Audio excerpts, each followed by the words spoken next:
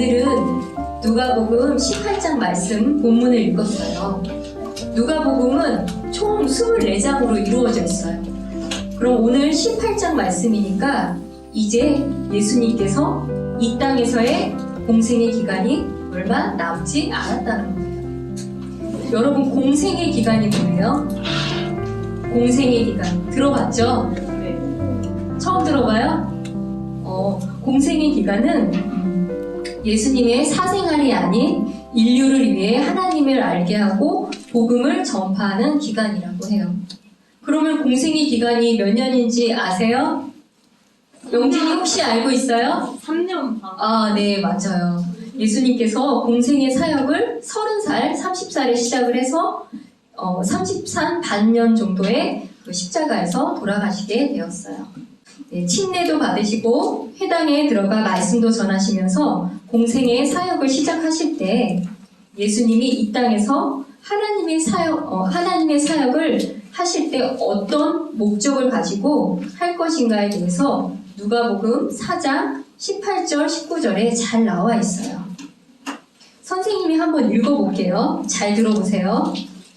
주의 영께서 내게 임하셨으니 이는 그분께서 내게 기름을 부으사 가난한 자들에게 복음을 선포하게 하셨기 때문이라. 그분께서 나를 보내신 것은 마음이 상한 자들을 고치며 포로된 자들을 구출을, 눈먼 자들에게 다시 보게 함을 선포하고 상처 입은 자들을 자유롭게 하며 주의 받아주시는 해를 선포하게 하려 하시니라. 네. 잘 들었죠? 예수님께서 이 땅에서 하나님의 사역을 하는 목적이 가난한 자들에게 복음을 선포하러 오셨대요. 마음이 상한 자들은 어떻게 해주신다고 그랬죠? 잘 들었어요? 마음이 상한 자들은 고치며 포로된 자들에게는 구출을. 네. 여기서 포로는 여러 가지 의미가 돼요. 우리가 인지인 포로가 되는 것도 있지만 예를 들어 돈의 포로가 될 수도 있어요. 명예의 포로가 될 수가 있어요. 그 어떤 것에 포로가 되었든지 포로된 자들에게는 구출을, 눈먼 자들에게는 어떻게 해주신다고 그랬죠? 잘 들었어요? 다시 보게 함을 선포하러 오셨다 말씀하세요. 상처 입은 자들은 어떻게 해주신다고 그랬어요? 고쳐주시고. 자유롭게 해주신다 라고 말씀해 주셨어요. 네, 오늘은 소경 바디메오의 믿음이라는 제목으로 말씀을 나누려고 합니다. 여러분, 소경 많이 들어봤죠? 소경은 한자와 같지만 순우리말이에요. 바로 시각장애인이라는 뜻이에요. 즉 앞을 보지 못한다는 뜻이죠. 네. 여러분, 잠시 눈을 한번 감아보세요. 자지는 말고요. 네, 눈 감았어요? 네, 5초 동안 감아볼게요. 다 감았죠? 여러분, 성경책 요한복음 3장 16절 찾아보세요. 눈을 감은 채로. 눈 감고 준범이. 3장 16절. 여러분이 평소에 말씀을 잘 읽었으면 한 번에 찾을 수 있을까요? 찾은 사람 없죠? 네, 눈을 한번 떠볼까요? 자기가 찾은 거 한번 보세요. 나 이거 요한복음 3장 16절 찾았다 하는 사람 있어요? 진짜예요? 아, 이상한데? 예. 네, 여러분, 아마 선생님이 생각하기엔 한 번도 못 찾을 것 같아요. 네, 여러분, 이렇게 앞을 보지 못한다는 것은 매우 불편하고 힘든 일이에요. 지금 우리가 단지 5초 동안 해봤는데도 너무 불편했죠? 그런데 만약 평생도록 앞을 보지 못한다면 어떡할까요? 어떤 마음이 들까요? 참 너무 마음이 힘들고 그저 어려울 것 같아요. 네. 오늘 본문 누가복음 18장 35절에서 43절은 눈먼 이야기의 사람에 대한 이야기예요. 아까 전에 예수님이 오신 목적 중에 눈먼 자들에게는 다시 보게 함을 선포하러 오셨다고 말씀하셨어요. 네. 그동안 예수님께서 많은 기적을 보이셨어요. 다리 저는 자를 일어나게 해주시고, 또 나병 환자를 고치게 해주시고, 마귀에 사로잡힌 자도 해방시켜 주셨어요. 그런데 우리가 아직 누가복음 읽을 때 18장이 되기 전까지는 눈먼 자를 고친 기적은 없었어요. 오늘 나눌 소경 바디메오의 눈을 뜨게 하는 기적은 예수님이 이 땅에서 사람의 병을 고쳐주시는 마지막 사건이에요. 예수님이 십자가에 돌아가시기 전에 이 말씀을 기록했다는 것은 매우 중요한 거예요. 눈이 멀었다는 것이 무엇인지, 또 육신적으로 눈먼 것과 영적으로 눈먼 것이 무엇인지, 또 이것을 어떻게 극복할 수 있는지 너무나 중요하고 우리들에게 배움을 주기 위해 기록해 주셨어요.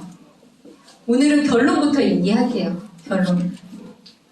오늘은 눈먼 자가 절망적으로 어려운 가운데 있을 때, 간절하게 하나님을 찾을 때 하나님께서 참 빛을 밝혀주시고 그 복음을 받아들여 믿음의 사람이 된다는 주제를 가지고 이야기를 나누겠습니다. 예수님께서 여리고에 가까이 오셨을 때 어떤 눈먼 사람이 길가에 앉아서 구걸을 하고 있었어요. 여러분, 사복음서는 너무 잘 알고 있죠? 그럼 사복음서에서 요한복음을 빼고 나머지 세 복음서를 뭐라고 할까요? 네, 뭐라고? 우리 사복음서 알고 있죠? 네. 거기서 요한복음을 뺀 마태, 마가, 누가복음을 이 세 복음서를 또 뭐라고 얘기를 해요? 삼복음서. 너무 밑에 있었지만 삼복음서는 아니고 혹시 공관복음이라고 들어봤어요? 공관복음이라고 얘기해요. 말 그대로 공통 관점이란 뜻인데 한 가지 사건을 마태, 마가, 누가가 기록한 것이에요. 그래서 내용이나 표현 방법, 문체 등에 있어서 유사성을 가지고 있어요. 그래서 오늘 읽은 말씀에는 거지의 이름이 나오나요? 네, 나오지는 않았어요. 그런데 마가복음 10장 46절에는 바디메오라고 기록이 되어 있어요. 이제 우리가 2000년 전 상황으로 한번 그 모습을 생각해봐요. 허름한 옷차림으로 아무 소망 없이 늘 있던 자리에서 앉아서 구걸하고 또 집으로 들어오는 반복된 상황. 하루 겨우 구걸해서 살겠죠? 이렇게 하루 겨우 구걸해서 겨우 살아가는 모습. 눈이 멀었기 때문에 다른 일도 할 수 없을 거예요. 이렇게 비참한 모습일 거예요. 하루는 무리가 지나가는 것을 듣고 눈먼 바디메오가 물어보았어요. 여보세요, 왜 이렇게 많은 사람들이 지나갑니까? 그들이 나사렛 예수님이 지나가신다고 말했어요. 그랬더니 바디메오가 갑자기 소리를 지르며 뭐라 그랬죠? 여러분 기억하세요? 네. 그 말씀도 하기 전에 어떻게 했냐면 다윗의 자손 예수님이여 내게 긍휼을 베푸소서 소리를 질렀어요. 그랬더니 지나가던 자들이 바디메오를 꾸짖으면서 잠잠하게 하였어요. 그랬는데 바디메오가 잠잠했어요? 아니죠. 더욱더 소리를 지르면서 다윗의 자손이여 내게 긍휼을 베푸소서 소리를 질렀어요. 여러분, 소경 바디메오는 예수님에 대해서 알고 있었나요? 어떻게 생각해요? 알고 있었죠? 소경은 이미 예수님에 대해서 알고 있기 때문에 이름을 외쳐 부를 수 있었던 거예요. 요한복음 9장 11절에는 실로암에서 눈먼 자 고치는 사건이 있었어요. 우리 한번 함께 찾아볼까요? 요한복음 9장 11절. 그가 대답하여 이르되 예수라 하는 사람이 진흙을 이겨 내 눈에 바르고 나에게 이르되 실로암 못에 가서 씻으라 하기에 내가 가서 씻고 시력을 받았노라 하니. 네. 또 마가복음 8장 22절에서 25절에는 벳세다에서 눈먼 사람을 고친 사건이 있었어요.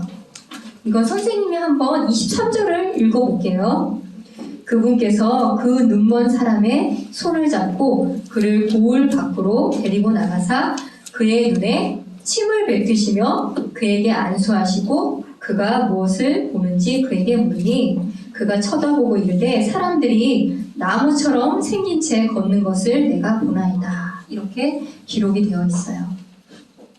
그러니 이미 눈먼 자들을 고쳐주셨다는 소문을 통해서 이미 예수님에 대해서 알고 있었을 거예요.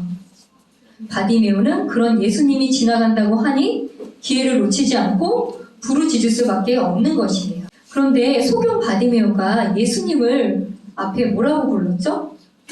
다윗의 자손이라고 불렀어요. 그죠? 예수님이라고 부르지 않고 다윗의 자손 예수님이여 라고 부른 까닭은 무엇일까요? 앞에 다윗의 자손을 넣었어요. 좀 어렵죠? 네. 네, 구약에 예언된 다윗의 자손으로 오실 메시아로 믿었기 때문이에요. 당시 유대인 사람들은 예수님이 3년 반 동안 기적과 많은 일을 행했으나 구약에서 말씀하신 그 메시아로 인정하지 않았어요. 그러나 바디메오는 예수님을 다르게 보았기 때문이에요. 잘 생각해 보세요. 선천적인 시각장애를 갖고 있는 사람들은 사실 치료하기가 굉장히 어려워요. 현대 과학에서도 거의 불가능한 일이에요. 그런데 의학기술이 지금보다 덜 발달한 시대를 살았던 바디메오가 자기 평생 동안 눈을 떠서 보는 것은 아마 상상도 못했을 거예요. 그렇죠? 그러나 지금 눈먼자를 고친 사건을 2번이나 들었잖아요. 실로암에서 고치시고 벳세다에서 고쳐주셨잖아요. 그러니 이 일을 할 수 있는 분은 오직 메시아인 예수님밖에 없다고 생각한 거예요. 그러니 마음속으로 소망을 품고 있었죠. 약속의 말씀을 품고 있었던 거예요. 메시아인 예수님을 만나기를 고대하고 있었던 거예요. 우리 정말 다윗의 자손이 예언이 되어 있는지 우리 한번 구약의 말씀을 살펴볼게요.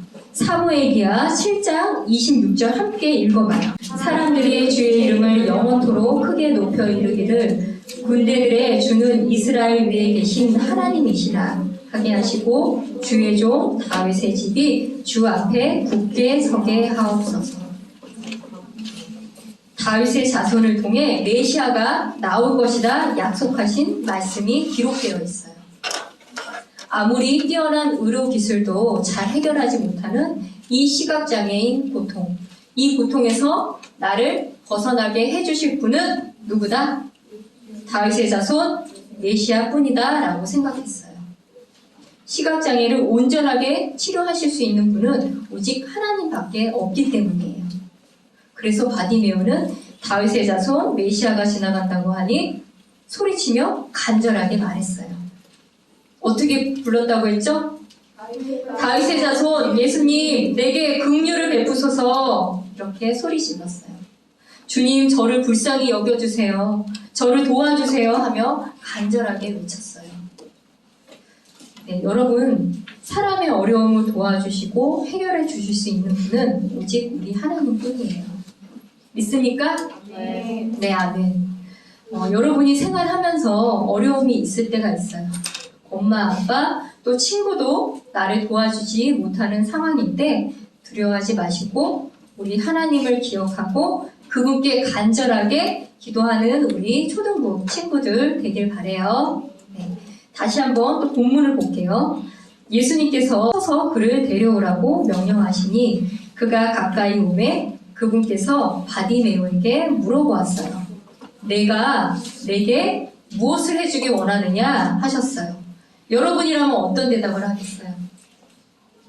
어떻게 하겠어요? 시은아, 내가 내게 무엇을 하기 원하느냐 그러면은 내가 바디메오라고 하면 어떻게 대답을 하겠어요? 당연히 눈을 또 뜨게 해주세요 라고 하겠죠? 그죠 여러분? 다른 얘기할 게 없죠? 지금 너무나 눈을 뜨고 싶어하는 바디메오니까요. 네. 이렇게 대답을 할 거예요. 그랬더니 내 시력을 받으라 내 믿음이 너를 구원하였도다 하시니 즉시 눈을 뜨게 해주셨어요. 여러분 혹시 내 믿음이 너를 구원하였도다 이 말씀 어디서 많이 들어본 것 같지 않아요? 이거 기억 안 나요? 비슷한 혈루증 그죠? 혈루증 걸린 여인이 예수님께 간절하게 나아갔을 때 예수님께서 내 믿음이 너를 온전하게 하였다 라고 말씀해 주셨어요. 바로 이렇게 바디메오나 혈루증에 걸린 여인처럼 간절하고 또 적극적으로 예수님께 나오는 사람을 예수님은 그 사람의 믿음을 높게 여기시는 것 같아요. 눈을 뜨게 해주는 일을 통해 바디메오는 예수님을 믿지 않겠어요? 네, 믿겠죠. 소경은 그가 즉시 시력을 받고 하나님께 영광을 돌리며 그분을 따르게 되었습니다. 온 백성이 그것을 보고 하나님께 찬양을 드리게 되었어요. 여러분 때론 이런 고민을 할 때가 있어요. 선생님도 아주 처음 믿음 생활을 하면서 이런 고민을 많이 했어요. 이렇게 전 세계에 이렇게 많은 사람이 있는데 이 사람들 중에 나를 하나님께서 아실까? 그런 생각을 할 때가 있어요. 그리고 내가 이런 문제로 고민하고 힘들어할 때 하나님이 나를 아시고 내 기도를 들어주실까? 라고 생각을 해요. 소경 바디메오도 바로 저와 여러분과 동일한 사람이에요. 그러니까 아마 이 사람도 이런 생각을 평생 했을 거예요. 과연 내가 눈을 치료할 수 있을까? 다윗의 자손 메시아가 온다고는 하는데 그런 예수님이 오신다면 그분께서 내 기도를 들어주시고 나를 기억하실까? 여러분, 하나님을 애타게 찾고 간절하고 끈질기게 기도하는 자에게는 우리 하나님은 반드시 찾아오는 분이세요. 기독교는 사람이 하나님을 향해 온갖 노력을 다해서 찾아가는 종교가 아니라 창조주 하나님, 전능하신 하나님, 사랑과 긍휼이 풍성하신 하나님이 죄 많고 연약한 사람들을 향해 찾아오셨다는 기쁜 소식을 전하는 그런 바로 믿음이에요. 네, 예수님께서 여리고에 찾아오는 경우가 딱 2번 있었어요. 오늘 소경 바디메오와 또 한 가지 사건이 있어요. 혹시 여리고에 들린 또 한 명 사람을 알 수 있을까요, 여러분? 네? 네, 삭개오. 조용하게 누가 마스크로 가려져서 누가 말하는지 모를 정도로 누가 있겠어요? 수연이가 있겠어요? 영진이에요? 와, 네, 바로 삭개오예요. 우리 초등부 친구들이 말씀을 안 듣는 것 같지만 또 열심히 잘 듣고 있는 친구들이에요. 네. 이렇게 여리고에 들리신 것이 우연이 아니라는 거예요. 그 예수님이 오늘날 지금 이 시간에도 여러분 한 사람을 기억하시고 여러분의 기도 소리에 신실하게 응답해 주신 분이시라는 거 여러분 꼭 믿으시길 바래요. 네. 또 요약을 한번 해볼게요. 바디메오는 육체적으로 눈은 보이지 않았지만 예수님께서 그 구약에 약속하신 다윗의 자손, 이 땅에 다시 오실 메시아라는 것을 정확히 알고 있었어요. 그래서 그분이 지나갈 때 기회를 놓치지 않고 소리쳤어요. 그러나 유대인들은 예수님이 이 땅에서 3년 반 동안 많은 기적과 일들을 행했으나 구약에서 말씀하신 메시아로 인정하지 않았어요. 바로 육체적으로는 눈이 떠 있지만 영적으로는 눈이 보이지 않는 것이에요.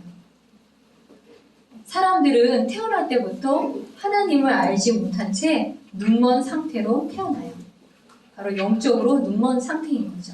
눈먼 거지 바디메오가 하루하루를 살기 위해 구걸하는 것처럼 하루하루 세상에 구걸하는 우리의 모습을 보게 돼요.